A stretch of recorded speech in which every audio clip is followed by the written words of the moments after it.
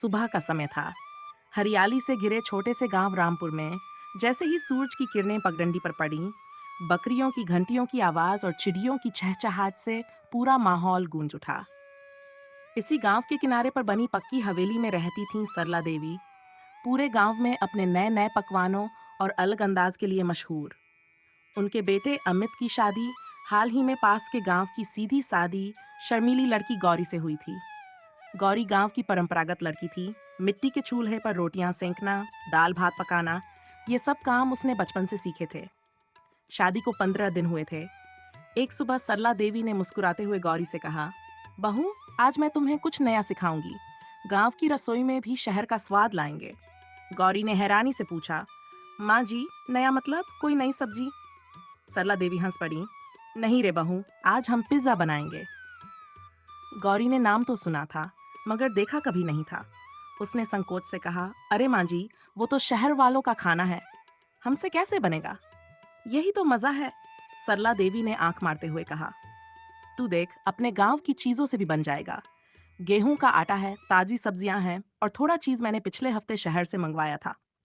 गौरी के चेहरे पर उत्सुकता और डर दोनों झलक रहे थे। सरला ने पहले आटे को मैदे जैसा चिकना गूंथना सिखाया, फिर हाथ से गोल बेलकर लकड़ी के चूल्हे पर रखे, तवे पर हल्का सेंकने का तरीका बताया।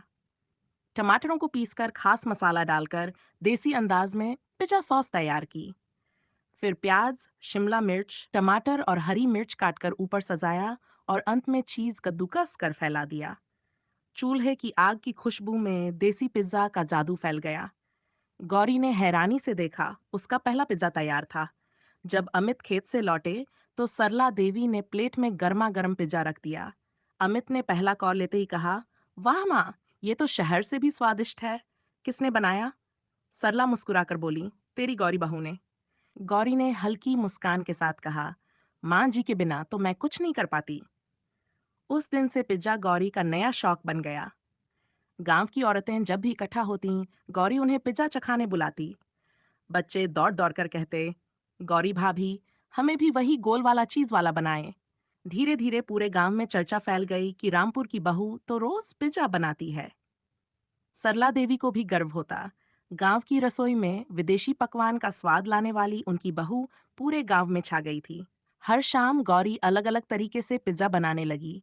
कभी देसी तड़का पिज्जा, कभी पालक मक्का पिज्जा, कभी आलू टमाटर पिज्जा। उसने पिज्जा बनाना शुरू किया और शहर भेजने लगी।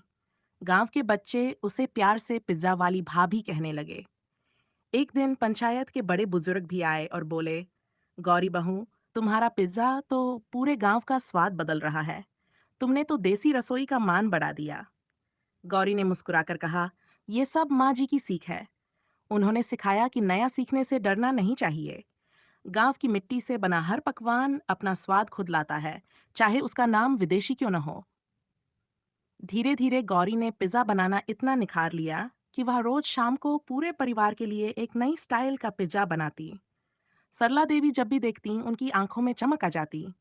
गांव के लोग कहते, रामपुर में रोज सूरज ढलने से पहले जो खुशबू फैलती है, वो किसी मंदिर के प्रसाद जैसी है। गौरी बहू का पिज्जा। इस तरह एक साधारण गांव की बहू ने अपनी सास से पिज्जा बनाना सीखा और पूरे गांव में अपनी मेहनत और नए स्वाद से सबका दिल जीत लिया।